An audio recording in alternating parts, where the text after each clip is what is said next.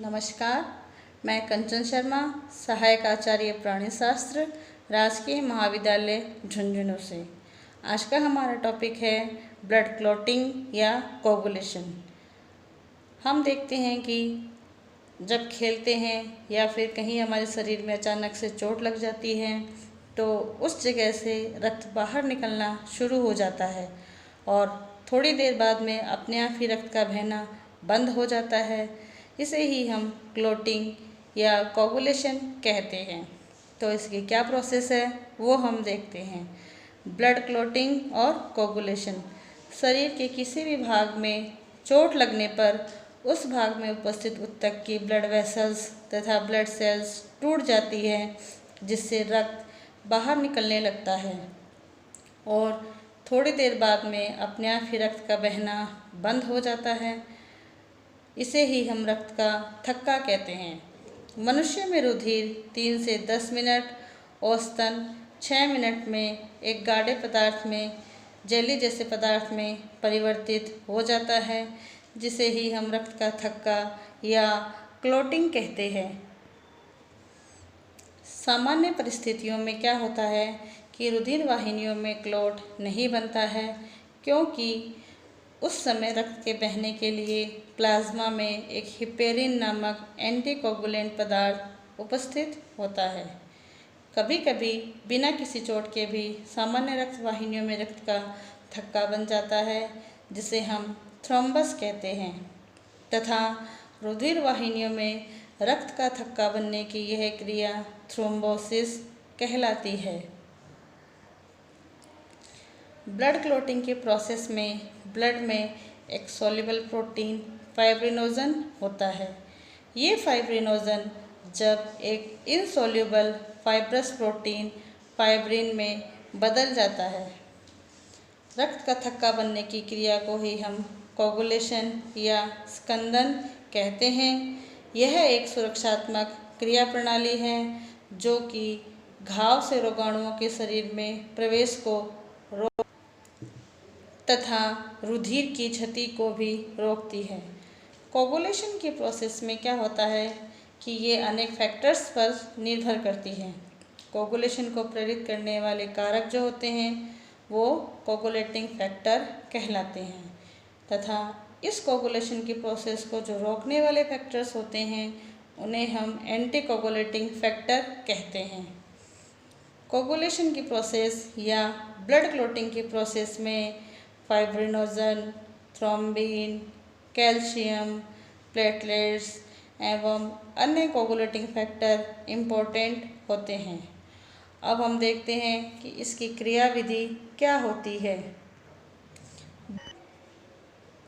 Blood clotting की जो process होती है वो 3 स्टेप्स में पूरी होती है।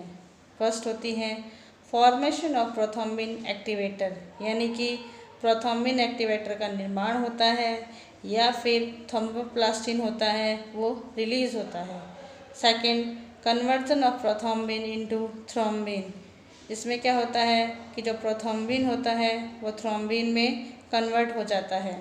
थर्ड स्टेप जो होती है इसकी, फाइब्रिनोजन जो होता है वो फाइब्रिन में कन्वर्ट होता है और अंत में क्लॉटिंग की प्रोसेस होती है वो कंप्लीट हो जाती है।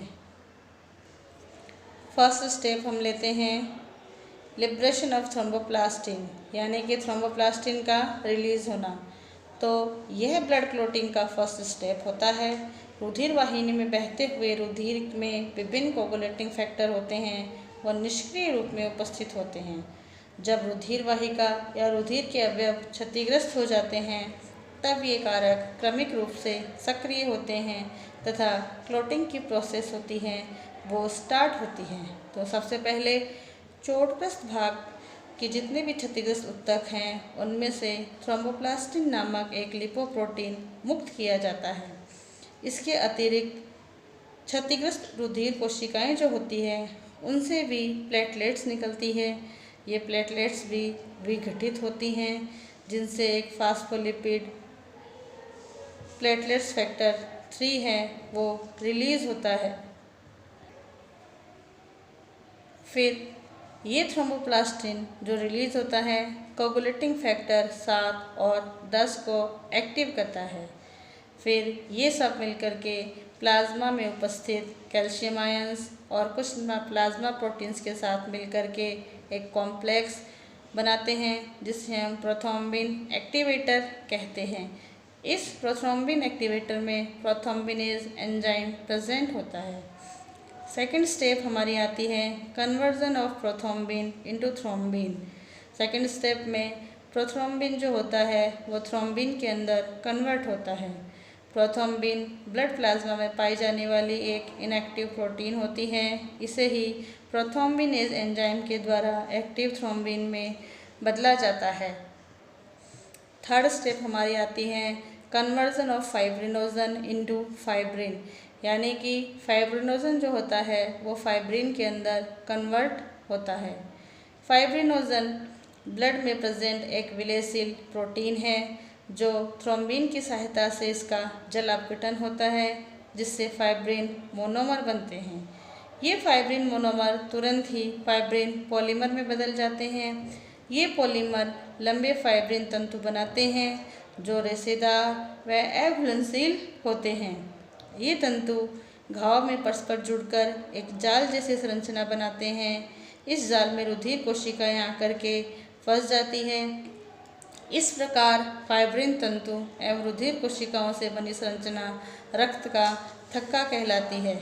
थक्का बनने के बाद रुधिर का तरल भाग इससे अलग हो जाता है जिसे हम सीरम कहते हैं। सीरम प्लाज्मा के समान ही होता है लेकिन इसमें फाइब्रिनोजन एब्सेंट होता है। ये मुख्य अंतर है कि सीरम के अंदर हमेशा फाइब्रिनोजन है वो एब्सेंट होता है।